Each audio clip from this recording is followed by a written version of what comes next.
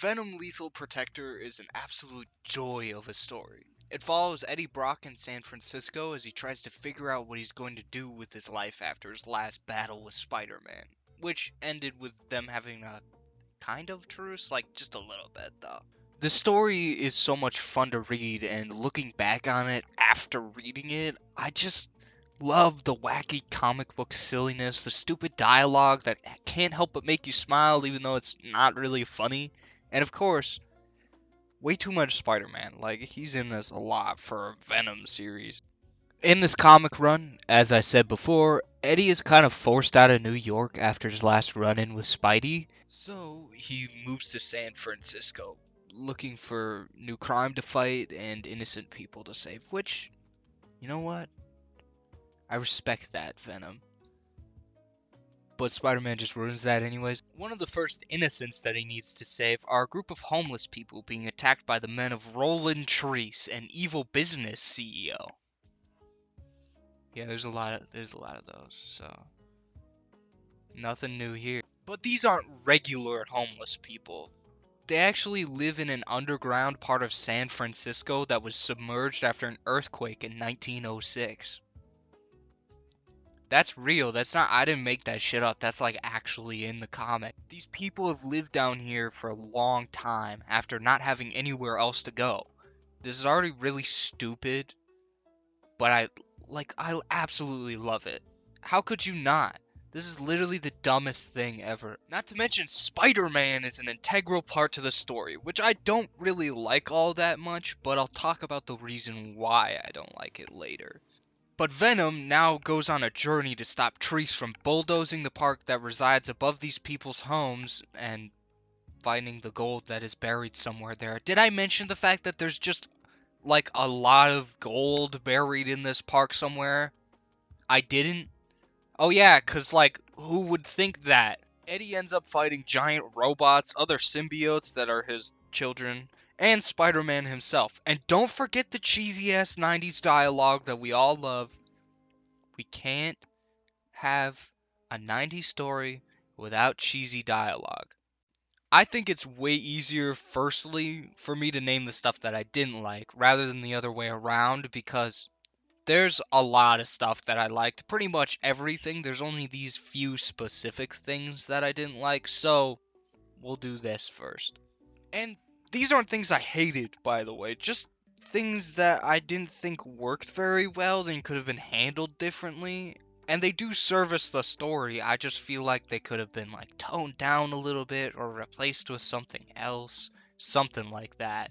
Firstly is Eddie's backstory being revealed. I really like that we get to see this, but I don't like that Spider-Man gets told it from a maid that we never see after that interaction. Like, wouldn't it be more impactful if Eddie and his father had the conversation and not Spider-Man and a random maid that took care of Eddie? I don't know, man. I would have liked that. I thought it would. I think it would be cool. Whatever. I think the other symbiotes are a cool inclusion, but none of them have very many characteristics, and like three of them never say anything. Like they never have any lines of dialogue. Isn't that weird? None of them are named in this comic either, but they are named later. Don't worry. I looked up the names because they never said anybody's names. There's Leslie Gisnera, who's Agony, Carl Mock, who's Phage, Donna Diego, who's Scream, Trevor Cole, who's Riot, and Raymond Hernandez, who's Lasher. And once again, I had to look up those names. Like, I had to go onto the Wikipedia for this shit and figure it out because they don't tell you. Why don't they tell you?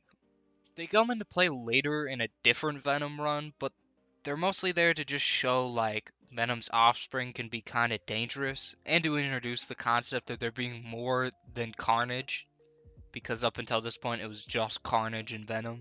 And the thing that bothers me the most is that half of this Venom comic is dedicated to Spider-Man.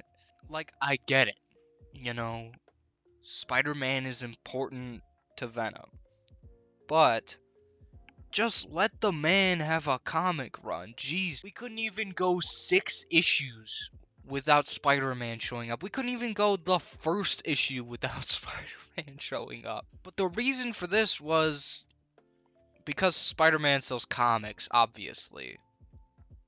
Although it still feels weird that this grand achievement of Venom getting his own miniseries is crowded by Spider-Man for like half of it. These things aren't bad, I just wish they were done differently. And it would have been cool if Spidey wasn't really in it, if at all. But that's not how the comic industry works, baby. So you gotta deal with that shit. Just so you know, this section is gonna be shorter because my opinion is pretty much I love the rest of it. Anything that I didn't talk about and the things that I didn't like, I like here, alright? It's everything else, pretty much. But I still want to articulate that other than just saying I like everything else, you know? We gotta go into a little bit of depth here. The series is so important to Venom's character. Like, yeah, some things are retconned later, like Eddie's dad is definitely abusive in the current canon, but in this run, he was just kind of cold and distant. But he still tried to make his son happy. It's not like that. Eddie just murders a child and then his dad lets him get away with it because it would have ruined his family name if he didn't, and everything is so messed up in the current canon, bro.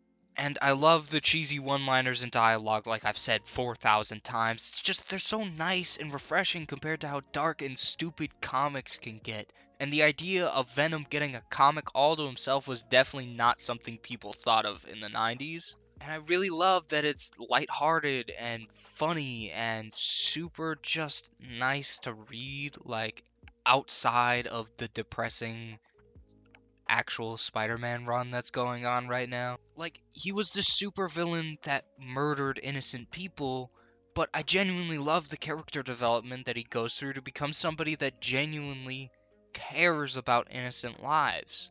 Like, that's a character arc if I've ever seen one. They also touch on that fact exactly. Venom used to kill a lot of people, and when somebody told him that, Eddie instantly retaliates with how much he regrets it because he's not that person anymore.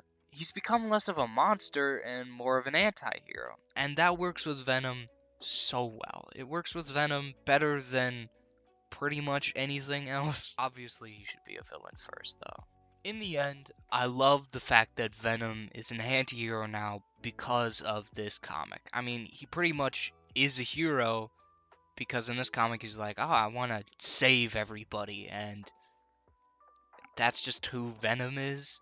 I mean, in the current day and age, back then, not who Venom was. But I also don't think it's as impactful to have him start out as a hero. It takes away from the character development that Eddie has to go through to get to that point. So, don't do anti-hero Venom first.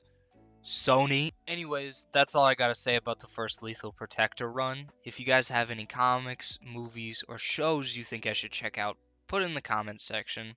And thanks for watching. Let's roll the outro.